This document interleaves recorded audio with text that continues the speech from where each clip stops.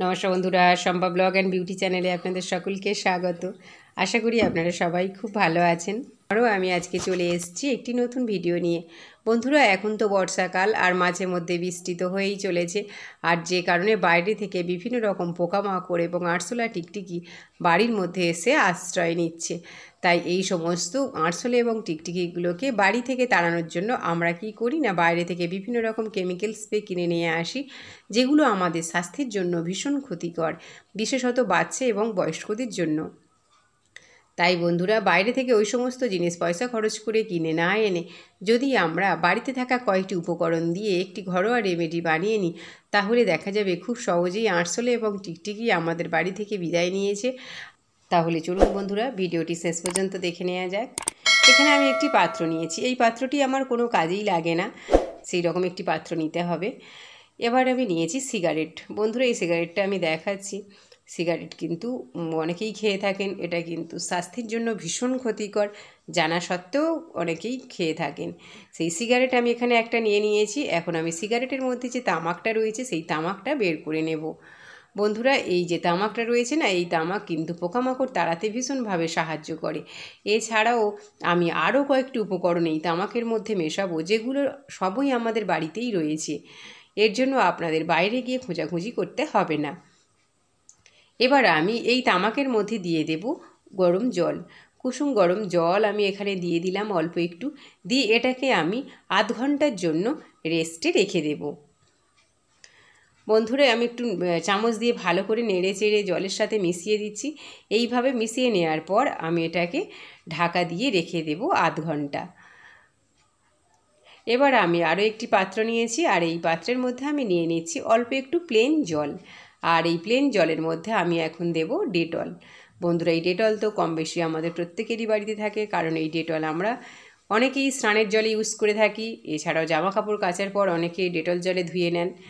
সেই ডেটল আমি এখানে 1 চামচ দিয়ে দিলাম। এবার আমি দেব বোরিক অ্যাসিড। এই বোরিক অ্যাসিড কিন্তু আরশোলা একদমই সহ্য করতে পারে না, তাই আমি এই বোরিক অ্যাসিড এখানে 1 চামচ দিয়ে দিচ্ছি। 1 চামচ বোরিক অ্যাসিড নিয়ে আমি এখন এই মিশ্রণের মধ্যে ভালো করে মিশিয়ে দিচ্ছি।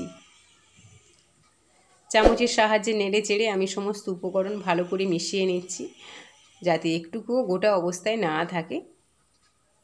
এইভাবে ভালো করে মিশিয়ে নেওয়ার পর আমি এবার চলে যাব যে তামাকটা আমি আধ ঘন্টার জন্য রেস্টে রেখেছিলাম, তামাকটা গিয়ে আমি দেখব কীরকম হয়েছে। বন্ধুরা, আধা ঘন্টা ভিজানোর পর দেখতেই পাচ্ছেন কীরকম হয়েছে। জলটা কিন্তু একদম চেঞ্জ হয়ে গেছে। এখন আমি আগে যে মিশ্রণটা বানালাম এটা এখন এই তামাকের মধ্যে ঢেলে নেব। আবারও আমি চামচের সাহায্যে ভালো করে সমস্ত উপকরণ মিশিয়ে নিচ্ছি। এইভাবে ভালো করে মিশিয়ে নেওয়ার পর এটাকে আমি একটা স্প্রে বোতলের মধ্যে ভরে নেব। আমার কাছে এই স্প্রে বোতলটা ছিল বন্ধুরা, তাই আমি স্প্রে বোতলটি ইউজ করেছি। আপনাদের কাছে যে স্প্রে বোতল থাকবে সেই স্প্রে বোতল আপনারা ইউজ করবেন। আর এই ধরনের নিত্য নতুন ভিডিও পেতে আমার এই চ্যানেলটিকে সাবস্ক্রাইব করবেন, লাইক করবেন, আর বন্ধুদের সাথে অনেক অনেক শেয়ার করবেন। আর যে সকল বন্ধুরা আমার এই চ্যানেলে নতুন, তাদেরকে আমার বিশেষ অনুরোধ, চ্যানেলটিকে সাবস্ক্রাইব করে পাশে থাকবেন। মিশ্রণটা আমি এখন একটা ছাঁকনির মধ্যে দিয়ে ছেঁকে নিলাম। এইভাবে ছেঁকে নেওয়ার পর আমি স্প্রে বোতলের ঢাকাটা লাগিয়ে নিচ্ছি। বন্ধুরা, অবশ্যই আপনারা এই মিশ্রণটা স্প্রে বোতলের মধ্যে দিয়ে ইউজ করবেন, তাহলে দেখবেন আমাদের ব্যবহার করতে খুব সুবিধা হবে। এবার আমি চলে এসেছি লাইটের কাছে। বন্ধুরা, এখানে তো সবসময় লাইট জ্বলে, আর টিকটিকিও ঘোরাঘুরি করছে, দেখতেই পাচ্ছেন। এখানে আমি ভালো করে স্প্রে করে দিলাম। এবার আমি চলে এসেছি গ্যাস সিলিন্ডারের কাছে। এখানে তো অন্ধকার থাকে, আর আরশোলারা কিন্তু এখানে লুকিয়ে থাকে, তাই আমি এখানে ভালো করে স্প্রে করে দিচ্ছি। এবার আমি ঘরের মধ্যে যে আমার আসবাবপত্র রয়েছে সেখানে চলে এসেছি। এখানেও কিন্তু মাঝে মধ্যে আরশোলা ঘোরাঘুরি করে, তাই আমি এখানে ভালো করে স্প্রে করে দিলাম।